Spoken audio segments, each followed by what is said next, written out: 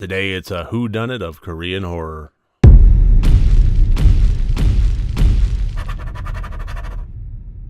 Hello and welcome to RotD Review of the Day, and today I am taking a look at the 2016 movie from South Korea, The Wailing. This was directed by Hong Jin-na, and first of all, this is a pretty big time commitment. This is over 2.5 hours long, but I will say absolutely it is worth every second. This was a fantastic movie that really wound up blowing me away. Not necessarily with the scares, although there were some good gory, jump scary moments in this, but with the characters and the character development and the plot writing and the way that the events of the film were unfolded and brought the audience along for the ride.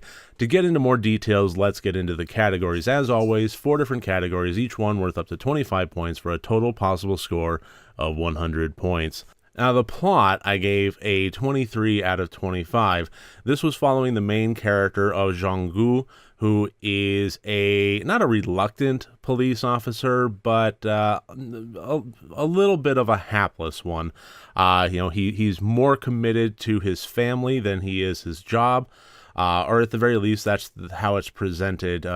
When he is on the job, he's a little bit glassy-eyed and, not terribly awfully committed to it. He's not super cop. He's basically there to try and just do the best he can and go back home to his family every day.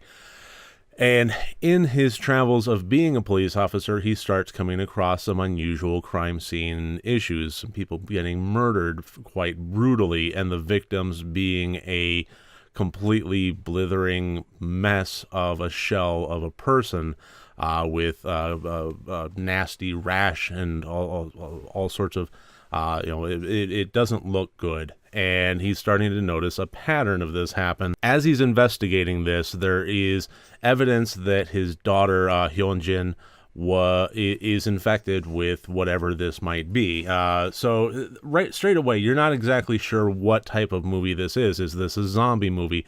Is this an infection movie? Is it a zombie infection movie? Or is it a deeper spiritual haunting / possession movie, which definitely gives some strong hints towards that, in the beginning. This also has some overtones of potential racism going on. I don't know. I honestly, this is my cultural ignorance of the region, but what I do know is that they refer to a Japanese man that is hidden up in the hills, and he becomes a bit of a central character. They point fingers at him almost immediately for seemingly no reason, at least weak reasons, and they refer to him with what a Westerner would call a derogatory racial slur. I don't know how much of that is embedded in the Korean / Japanese culture. I'm going to just say that that's ignorance on my part and leave it be from there. What I will say is that if that were directly brought over to America and using the same dialect and the same verbiage, it would definitely be racist.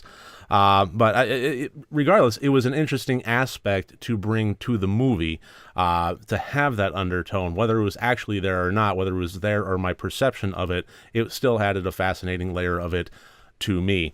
But overall, the depth of the characters, especially Jong-gu, was amazing. He played the role so well, and the way that everything was written and laid out, this ultimately did not, this ultimately did answer all questions, but it left things unanswered until the very last moment, and the audience was in the same moral fork-in-the-road predicament as the main character of Jong-gu. There were definitely very different routes he could take, but a decision had to be made nonetheless, and each one looked equally viable, one being total destruction and one being save the day.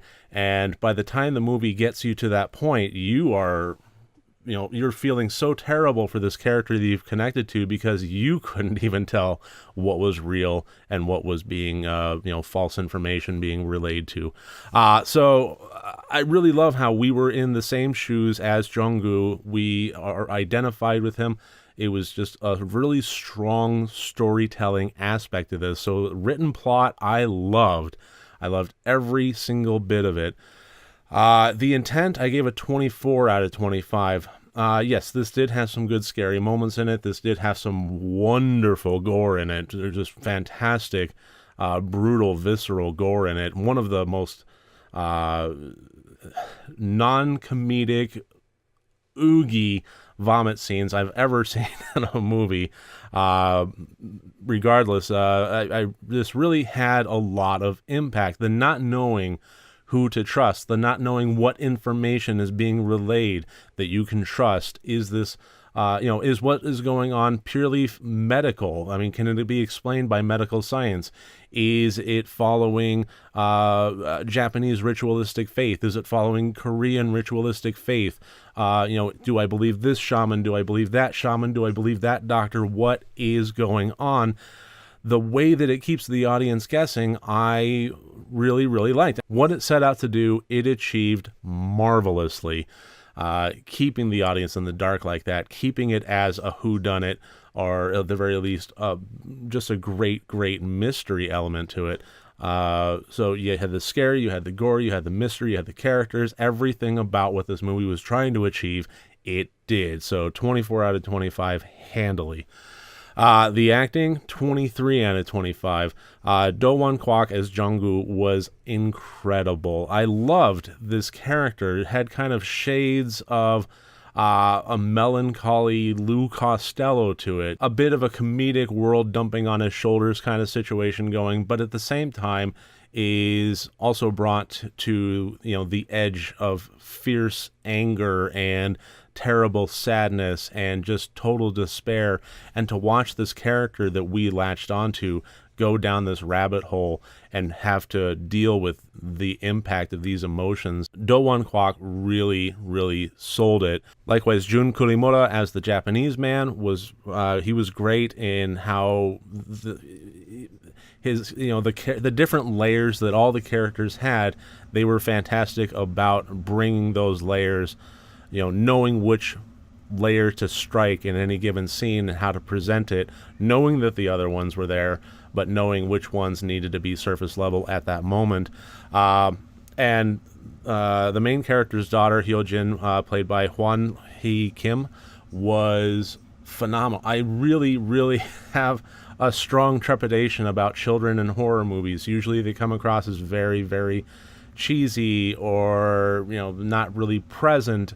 And she was great. The performance that she did was heart-wrenching, especially in contrast with how the movie started versus how the movie wound up, the places that it wound up going down, the dark roads that it wound up going down. So that gives us a total of 93 out of 100 points. This was a fantastic movie that I absolutely recommend. If you aren't big on subtitles, this might be one that would be very difficult for you, but at the same time, I really think it's worth the attempt. This is a fantastic movie. It needs to be watched. This was just great.